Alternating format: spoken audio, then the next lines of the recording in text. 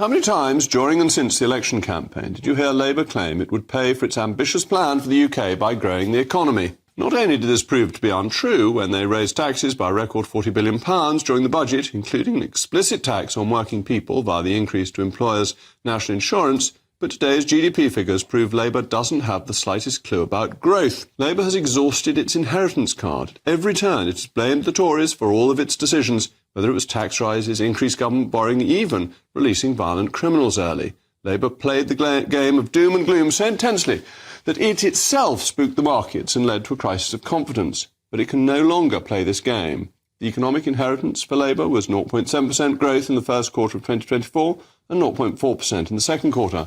But Labour, the self-proclaimed adults in the room, the purveyors of securonomics, the people who vowed never to play fast and loose with the country's finances, have delivered 0% growth for the first quarter in charge, with an actual decline in GDP per capita, which is even more important as that means every individual in the country is getting poorer.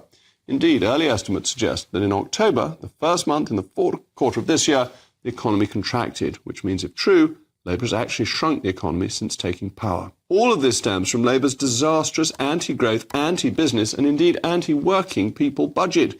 Here's what Chief Secretary of the Treasury, Red Rachel's number 2, had to say in response to today's news. So look, this Labour government is going into 2025 with absolute resolve to work with investors, wealth creators and workers across the country to stimulate economic growth and improve living standards for workers across the country.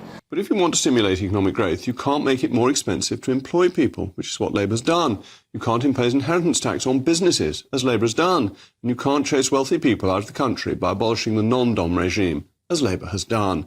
And amidst all of this, the Prime Minister's decided to take a holiday. Fair enough, I think that's deserved, and politicians ought to have some holiday. So we wish the Reverend Starmer a very Merry Christmas, but he is unfortunately the man who crashed the economy.